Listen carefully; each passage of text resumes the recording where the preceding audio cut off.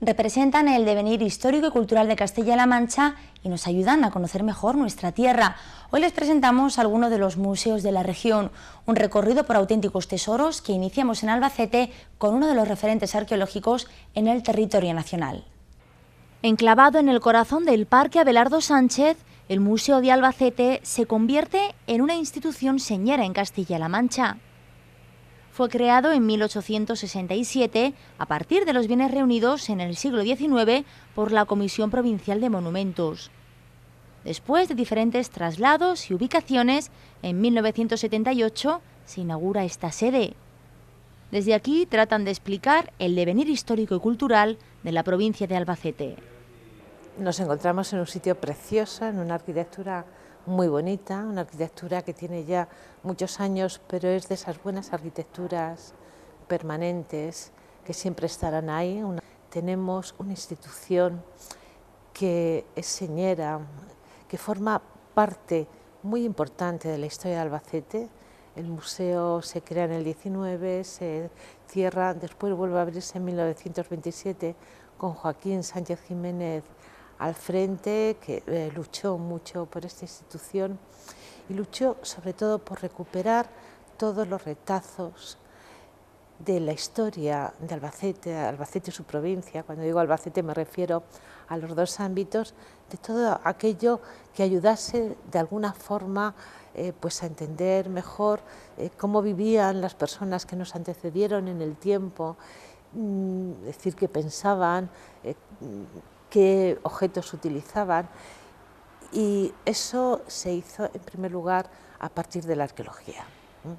La arqueología como un instrumento para conocer la historia del hombre, para conocer la historia de las sociedades, para conocer qué es lo que pasó y quizás cómo pensaban otras personas y cómo reaccionaron aquellos que nos precedieron en el tiempo. Son algunas de las piezas que nos ayudan a comprender nuestra historia. Hallazgos casuales, excavaciones o donaciones que tienen vida propia. Detrás de cada pieza, detrás de cada cerámica, de cada pequeño objeto, sea de marfil, sea de oro, sea de hueso, o sea de hierro, o sea de bronce, hay mucha historia contenida. Hay historias que nos cuentan tecnologías, cómo se hicieron los objetos, que nos cuentan usos, es decir, para qué servían. Ahora mismo podemos, sin prácticamente ningún margen de error, pues orientar, contar a las personas que nos visitan, a las personas que se acercan al museo, decir qué pasó, quiénes eran aquellas personas que vivieron en otros siglos, en otros tiempos, donde nosotros estamos viviendo ahora. Y eso es muy importante, porque eso hace, el conocimiento de todo eso, hace que nos sintamos parte de una comunidad, que seamos cómplices con el vecino, con el amigo, con la persona incluso que no conocemos en una historia que nos une. El Museo de Albacete cuenta con más de 18.000 piezas. De ellas apenas unas 2.500 entre la Sala de Arqueología y las de Bellas Artes están expuestas al público. Algunas, después de las obras de remodelación, ven la luz por primera vez. Una pieza preciosa, que es esta caja que hay aquí, una caja griega, la forma se llama lecane, y es una caja, está decorada y tiene una tapadera. Dentro estaban las cenizas de una persona que compra esta pieza que le importa de la antigua Atenas para enterrarse en ella. ¿Y esto por qué aparece aquí? En el Salobral, en el siglo IV a.C., IV a.C. ¿Qué es lo que ocurre? Bueno, pues ocurre que el Salobral es una zona muy rica porque hay una laguna salada. Están muy cerca de esa gran vía que atraviesa la península, a lo mejor carros, caminantes, gente que se movía con animales, y en ese largo trayecto necesitaba beber y necesitaba ese mineral que es básico para la existencia, ¿no? ¿Y quién lo tenía? La gente que vivía en los llanos de Albacete, los poderosos que vivían en los llanos de Albacete. Esas gentes que vivían en Albacete entonces, en lo que hoy son las tierras de Albacete, por supuesto que se enriquecían con el comercio. Y poco a poco, bueno, pues se va formando esa hermosa cultura mediterránea de la que formamos parte. En el año 490 a.C., un señor, un hombre rico que vivía en los paisajes de Ollagonzalo, muere y manda construir una tumba rica. Esa tumba era como una plataforma de un escalón.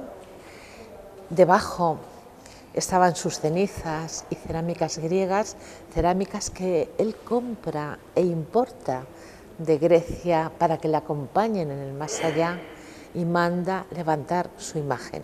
Su imagen es esta, es un jinete a caballo de unos 80 metros de altura, donde él se representa no como un guerrero, sino como un caballero, con ese flequillo, con esos tirabuzones, con esa sonrisa leve que nos está esbozando, está copiando los modelos que se están haciendo en Atenas. Él, por lo tanto, nos está diciendo que él es un hombre inserto, que vive, es un hombre de mundo, es un hombre que conoce bien el mundo de su época. Y es un hombre poderoso, y ese poder lo quiere transmitir por sí mismo y por su linaje. Pero transcurridos los años, un siglo más o menos, pues hay una crisis social importante y se abaten, se borran los signos del antiguo poder. En este caso, ¿qué ocurre? Pues alguien con una lanza le rompe el rostro. Se puede ver aún las huellas de la lanza en el rostro de este caballero, y la escultura es abatida, es rota y es enterrada.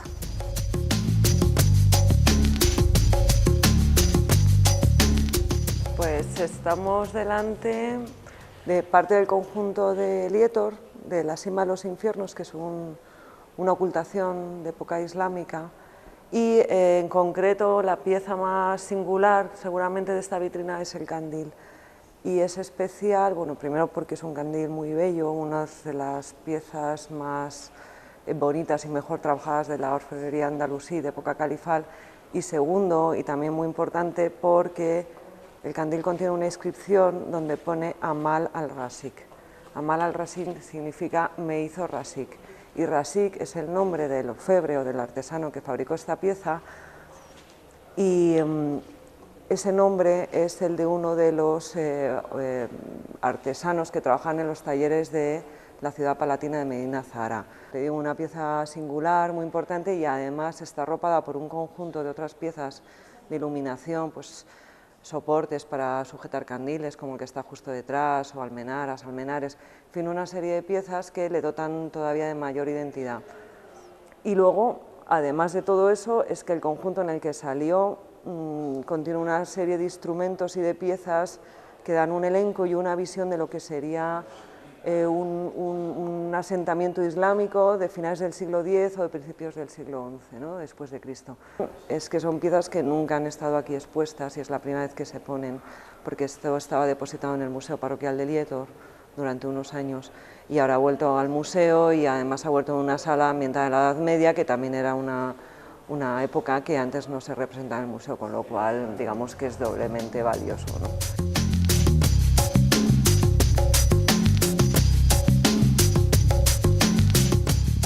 Estamos en época romana y lo que hemos hecho es una representación con lápidas funerarias que había en el museo y con sarcófagos, una representación de cómo podría ser un camposanto romano. Al fondo lo que hay es una pintura ideal de Piranesi de cómo serían los cementerios de la ciudad de Roma, en un paisaje un poco idealizado, ¿no? Y usando eso como motivo y como excusa, pues hemos colocado las lápidas y los sarcófagos que tenemos aquí en el museo. Hay de distintas cronologías, del siglo I después de Cristo hasta el siglo IV después de Cristo, en fin, son de distintas épocas, pero un poco repiten lo mismo que nuestras tumbas. Aquí está enterrado tal persona que murió con tantos años, su familia que le quiere, y que en el caso de los romanos que la tierra les sea leve, es decir, que tengan un buen descanso y la paz eterna, ¿no?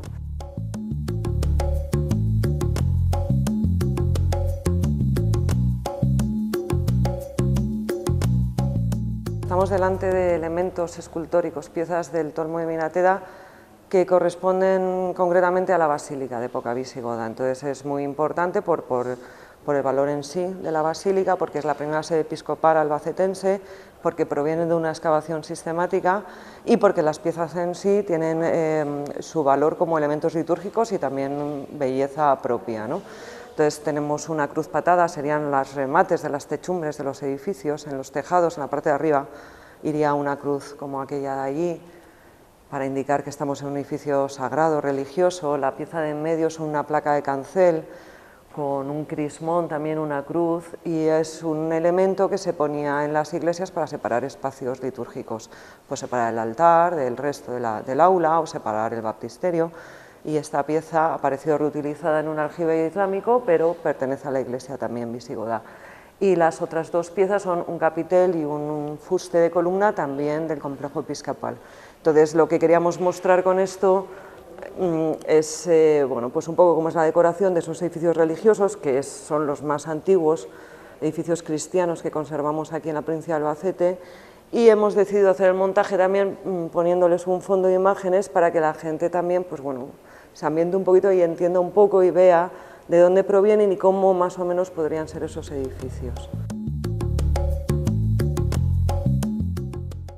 Hay muchos mitos, hay muchas historias, hay muchas cosas para contar, a veces en torno a las piezas, en torno a lo que las piezas te cuentan, a veces también en torno a cómo aparecen, cómo llegan al museo, cómo la gente las encuentra, cómo te las trae. Es decir, es todo un mundo que lo que queremos es contarlo.